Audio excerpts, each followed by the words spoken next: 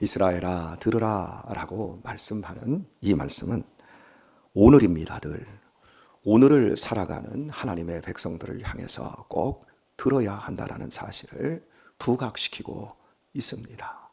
성경에 기록되어 있는 말씀을 보는 정도가 아니라 들으라고 우리에게 말씀되어 있습니다. 9장 2절을 보면 그 백성은 말씀합니다. 그 백성은 네가 아는 바 장대한 아낙 자손이라. 그에게 대한 말을 네가 들었나니. 아낙 자손은 가나안 땅에 살고 있는 현재 이스라엘 백성들이 들어가기 직전까지 그 땅의 주인으로 살고 있는 사람들이었습니다. 이스라엘 백성들은 현재 요단을 건너기 직전, 즉 여호수아와 함께 그 땅을 정복하러 들어가기 바로 직전 상황에 놓여 있습니다. 그리고 모세는 40년을 광야 세대를 이끌어 바로 그 요단강 직전까지 와 있는 상태입니다. 모세는 하나님께서 이제 죽음으로 불러 가실 것입니다. 모세가 마지막으로 피를 토하면서 바로 그 땅에 들어갈 백성들을 향해서 권면하고 있는 말씀인데, 너희가 아낙 자손을 본 것이 아니라 들었다라고 이야기를 합니다. 그 아낙 자손이 어떤 사람들인지에 대해서, 그들이 얼마나 크고 그들이 얼마나 힘이 센 민족인지 너희가 들었다, 이렇게 말씀을 하면서요, 네가 들었나니 이르기를 누가 아낙 자손을 능히 당하리요 하거니와. 여기서 능히 당하리요 하거니와 우리는 아낙 자손을 이길 수 없다. 그들과 경쟁해서 우리는 그들과 싸워서 이길 수 없다. 이런 말을 너희가 들었다. 그 말을 언제 들었지요? 오늘 본문 시점으로 보면 40년 전의 이야기입니다. 민수기 15장에서 가데스 바네아 사건이 나오죠. 가데스 바네아에서 12명의 정탐꾼을 가나안 땅에 보내고 40일을 두루 정탐한 후에 12명이 돌아와서 12명 가운데 10명의 입에서 터져 나온 것이, 그 땅 아낙 자손들은 강하고 크고 성읍은 하늘에 닿을 만큼 튼튼하다. 우리는 그들과 싸워서 이길 수 없다. 우리는 모두 죽었다.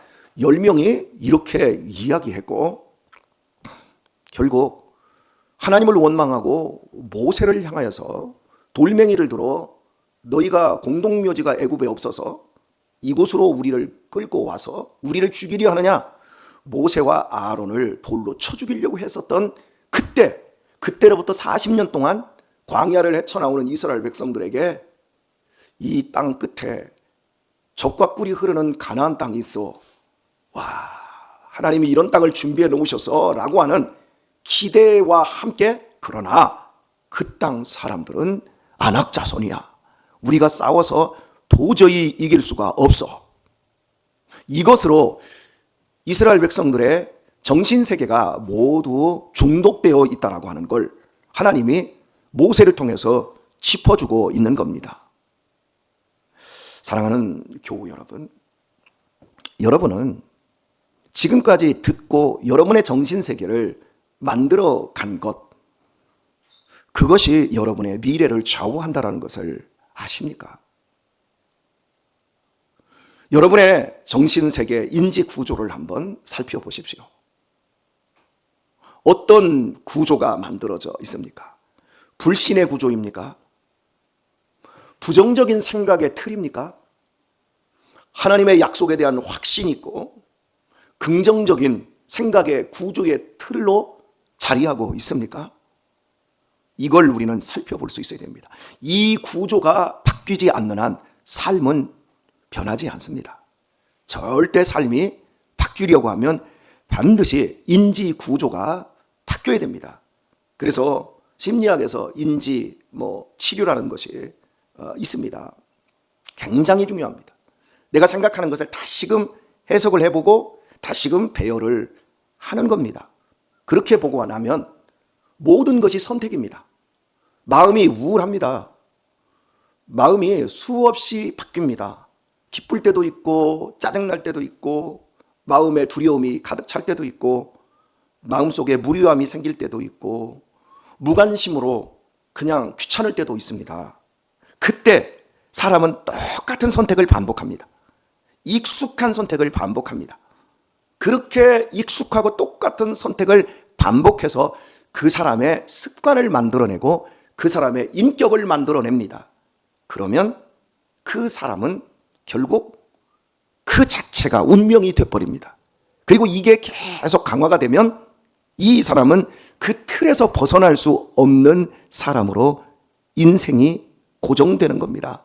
그러나 똑같이 반복됩니다. 짜증날 때 짜증을 선택할 수 있습니다. 우울할 때 우울을 선택할 수 있습니다.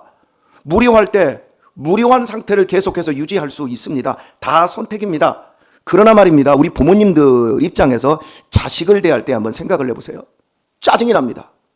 그래서 너 이리 와봐 이 자식아. 이렇게 혼을 내던 부모가 너 이리 와봐 이렇게 하지 않고 꾹 한번 참고 얘야 이리 좀 잠시 와봐 하고 좋은 말 따뜻한 말을 할 수도 있는 것, 그것이 선택입니다. 제가 화가 났습니다. 분통을 터뜨리며 이런 XX 할 수 있습니다. 그런데 화가 나는 상황에서 다시 한번 이해를 한번 해보는 겁니다. 그 사람의 입장에서 왜 저랬을까 이해를 한번 해보는 겁니다. 그리고 납득을 하기까지 입을 다물고 얼굴에 표정을 조심하는 겁니다. 그러면 여러분 달라지기 시작합니다. 화가 날 때 3초만 참아보라고 하잖아요. 그 3초를 못 넘기는 거예요. 그런데 실제 3초만 꿀꺽 침을 한 번 삼키고 두 번 삼키고 세 번 삼킬 정도로 참고 나서 말을 하면 내가 선택하는 게 달라지고 그 선택이 관계 속에서 이루어지는 거라고 한다면 확실하게 관계가 달라질 수밖에 없다라는 거죠. 우리는 내가 들었던 걸로 내 자신이 만들어지고 있습니다. 여러분은 무엇을 들었습니까? 거울 이론이라는 게 있습니다. 예를 들어서 이렇게 표현해 봅시다. 우리 선생님은 나를 너무나 사랑해. 그런데 대부분의 학생들은 우리 선생님은 나한테 관심이 없어. 그리고 여기에 또 특별한 애들이 있어요. 우리 선생님은 나를 미워해. 세 부류거든요. 희한한 건 그렇게 생각하고 대하는 대로 아이들의 인생이 결정된답니다. 이게 거울 이론입니다. 이걸 목사와 성도들의 관계에서도 한번 적용해 봅시다. 우리 목사님은 우리들한테 관심이 없어. 대부분의 사람들이 생각을 합니다. 그런데 우리 목사님은 나를 굉장히 사랑해. 소수가 이렇게 생각을 한답니다. 그리고요, 아주 그 소수와 비견될 만한 또 다른 소수, 우리 목사님은 나를 싫어해. 그리고 이걸 5년, 10년의 시간으로 그 사람들이 그걸 그대로 유지하고 있다고 합시다. 대부분의 사람들은 하나도 변화가 안 된답니다. 그럼 어떤 사람이 변화될까요? 두 부류만 변화됩니다. 목사님이 나를 사랑해. 그 사람은 밝고 행복한 쪽으로 인간관계의 지평이 넓어지고 정말 괜찮아진답니다. 그런데 우리 목사님은 나를 미워해. 그렇게 생각하는 사람들은 10년 후에 그 교회에 있을 확률이 제로랍니다. 다 어디에서 시작되죠? 우리의 마음속에서 시작되는 거예요.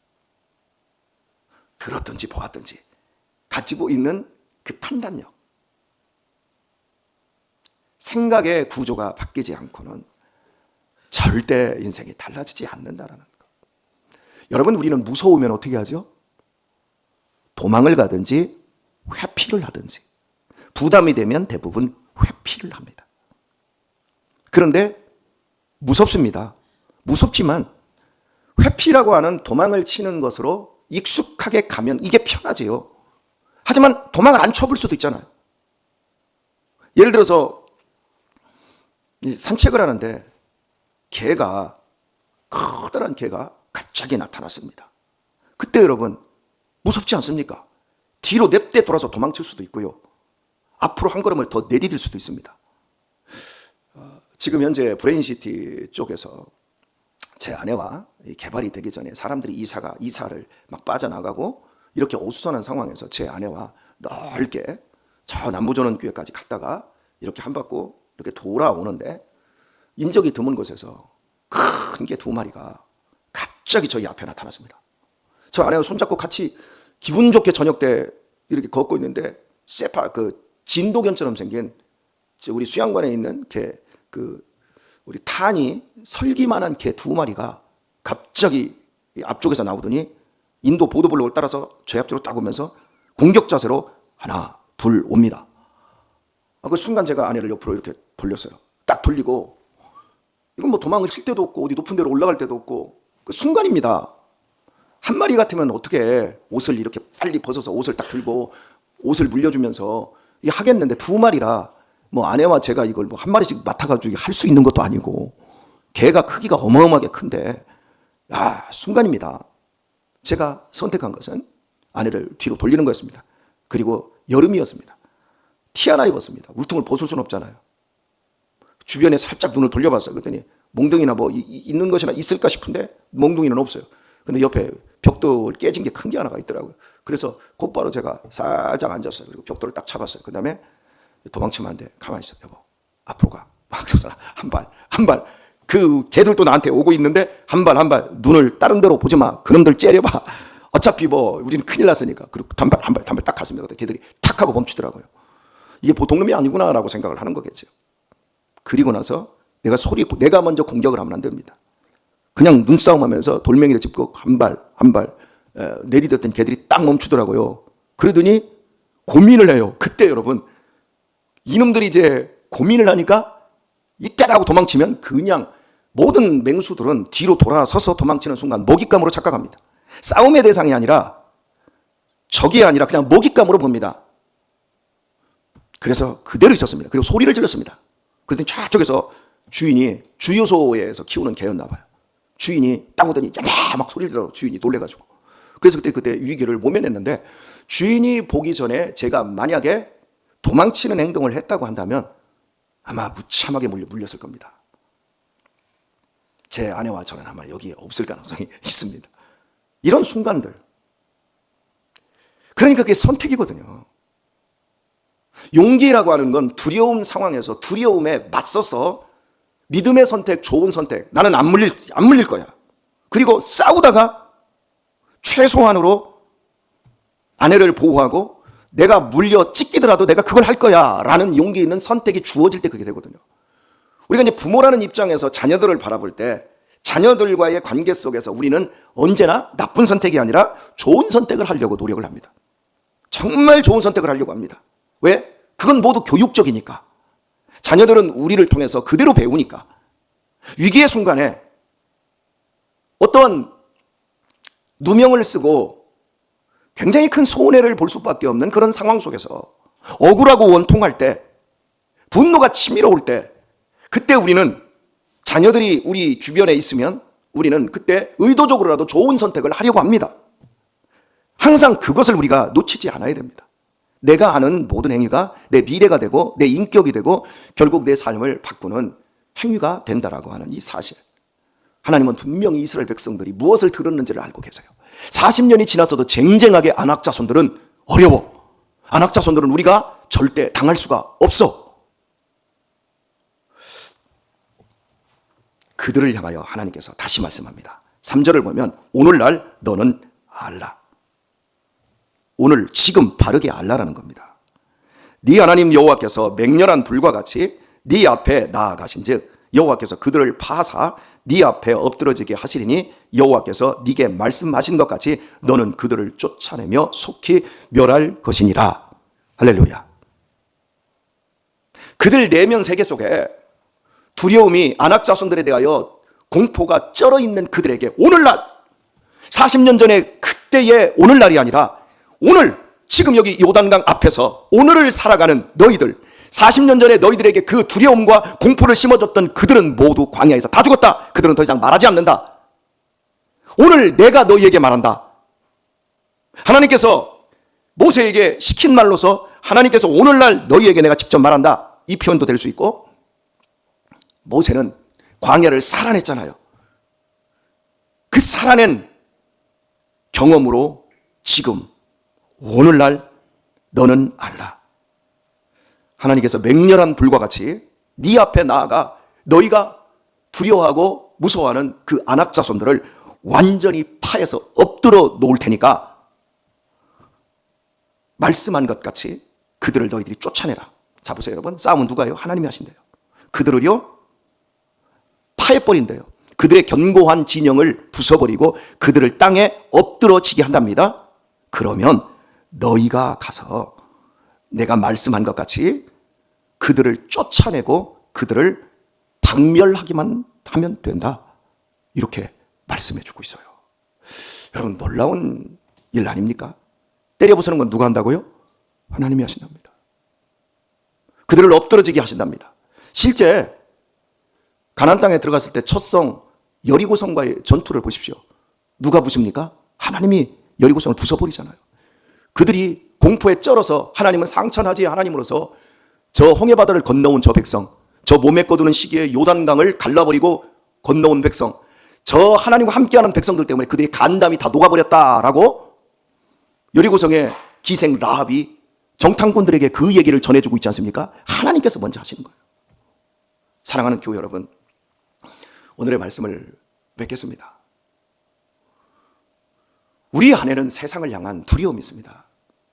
미래를 향한 두려움이 있습니다. 그것을 뭘로 극복하려고 하죠? 안정적인 경제, 그리고 건강의 확보, 이런 걸로 우리의 미래를 극복하기를 원합니다. 그리고 우리의 자녀들을 바라보면서도 좋은 학교 공부 잘하고 좋은 직장에 들어가고 그래서 밥벌이 꽤나 하면 미래가 보장될 거다. 그런데 이게 갖춰지기까지 우리는 두려움에 떱니다.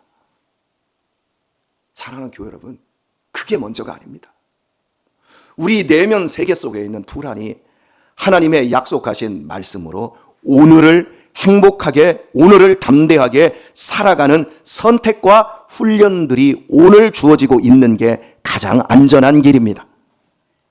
신영순 권사님이 저한테 가끔씩 물으세요. 목사님 행복하시지요? 하나님의 음성으로 들려요. 새벽에 처음 만나면 목사님 행복하시지요? 제가 그러면 목사입니다. 새벽 그리고 대바람입니다. 그때 안 행복하거든요. 짜증나거든요. 그 말을 할 수 있어요? 없어요? 없어요. 그 타이밍이 아주 지혜로워요. 목사님 행복하시지요? 그러면 그럽니다. 예스. 행복하지요. 자녀들을 바라보는 것만 해도, 교인들과 함께 이 새벽에 예배 드리는 것만 해도 오늘 하루 또 살아가며 먹고 일하고 숨쉬고 그 자체만으로도 행복하지요. 천국이 점점 더 가까워오고 있으니 행복하지요. 안 행복한 게 하나도 없어요. 이걸 선택하도록 우리 신영순 권사님이 자꾸 저에게 요구를 하세요. 사랑하는 교회 여러분, 우리 지혜롭게 사십시다. 거울 이론을 생각하도록 하십시다. 하나님이 나를 엄청나게 사랑하셔. 어마어마하게 사랑하셔. 아멘 타임이라니까요. 참 우리 교인들은 아멘을 안 한다고 그렇게 소문이 났지만 이럴 때라도 아멘을 하죠. 제가 여러분들에게 축복하는 기가 막힌 타이밍을 만들어주고 있잖아요. 꼭 이렇게 얘기를 해야 됩니까? 사랑하는 교회 여러분, 하나님이 우리를 엄청 사랑하시잖아요. 우리를 정말 어마어마하게 사랑하시잖아요. 자기 아들을 내어주시기까지 십자가에 못 박아서 나 같은 인간 쓰레기를 구원하사 당신의 자녀로 삼아주시고 장차 들어갈 천국을 예비해 놓으신 하나님이시잖아요. 그 하나님이 여러분 마음속에 어떤 부정적인 것, 어떤 음란하고 더러운 것보다 더 크게 각인되시고 오늘날 들어라. 너는 바르게 알아라. 내가 맹렬한 불같이 싸워줄 것이다. 너를 위해 내가 맹렬한 불같이 싸워줘서 너희 앞에 있는 모든 문제와 악한 세력들을 다 파해버리고 그들을 엎드러지게 할 것이니까 내가 말씀한 것 믿고 들어가서 그들을 다 그 상황들을 네 안에 있는 부정하고 악한 것들, 너의 인생 속에 있는 그런 모든 나쁜 것들 다 몰아내고 하나님의 나라를 이루며 멋지게 살아라. 하나님께서 우리에게 이렇게 명령하고 계십니다. 제가 묻겠습니다. 여러분 오늘 행복하시지요? 여러분 오늘 사랑을 믿지요? 그대로 될 줄 믿습니다. 기도하겠습니다.